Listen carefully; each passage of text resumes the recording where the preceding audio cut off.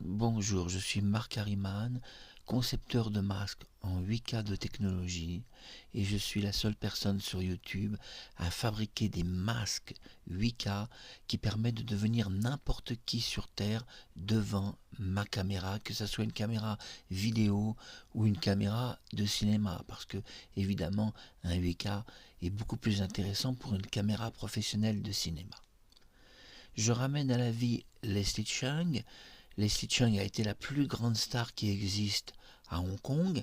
Il a fait ce très beau film Adieu ma concubine, mais il a aussi fait les films de John Woo, il a travaillé avec Lee Long, et donc il a fait de merveilleux films, et c'était surtout un très grand chanteur, c'est très peu connu.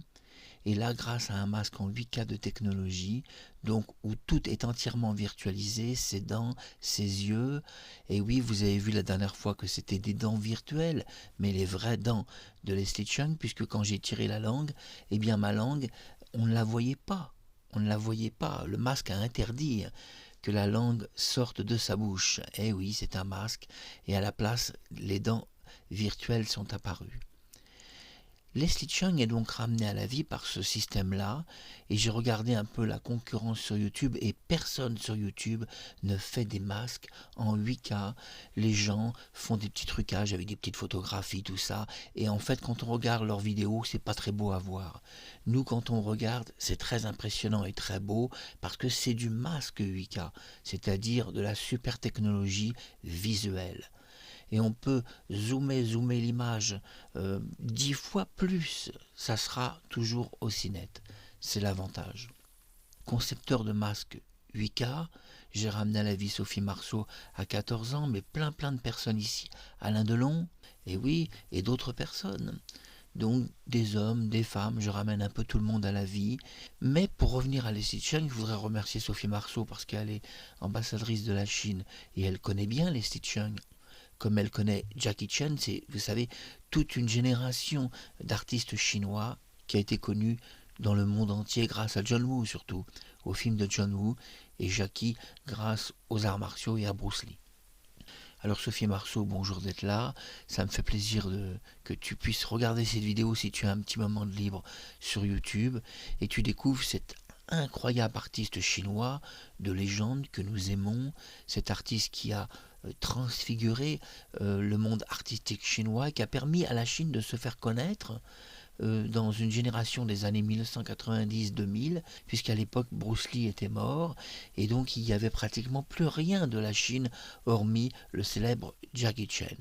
Mais Leslie Cheung apportait quelque chose qui était un peu différent, pas forcément des arts martiaux.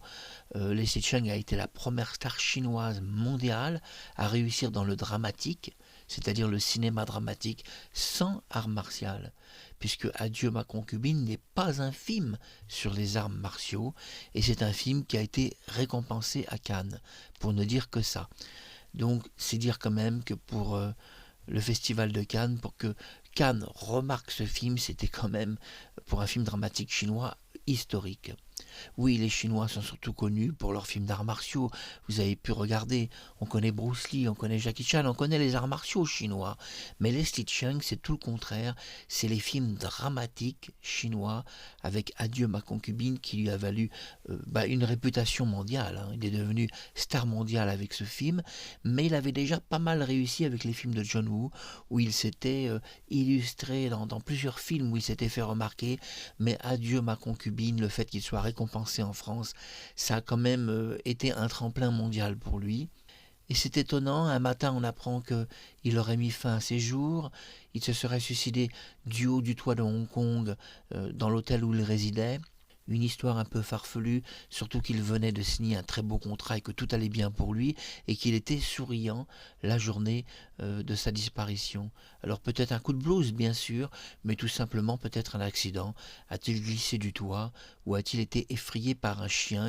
Vous savez, souvent les Chinois ont des chiens qui gardent les toits, et voilà. Donc ça peut être tout simplement un simple accident. Il aurait pu vouloir prendre un peu d'oxygène en haut du toit parce qu'Hong Kong est très pollué, et comme il vivait au Canada, il a peut-être été en haut du toit pour avoir de l'air frais, où l'air est très pollué à Hong Kong par les voitures. Il a voulu respirer le grand air en haut du toit, et puis où il a été pris d'un vertige, peut-être même un malaise. C'est une chose qu'on ne pense pas. Il aurait pu avoir un malaise et tomber. Et la thèse du suicide, vraiment, ne réside sur rien, que sur une idée des autorités de police, mais qui ne réside sur rien concret, puisqu'il n'a pas fait savoir ses volontés de vouloir en finir. C'était Marc Harriman, on a découvert les Sitcheng, c'était une belle vidéo. Vous avez vu, c'est une résurrection 100% parfait. Hein, parfait et pas d'artefact, on peut le dire, c'est réussi.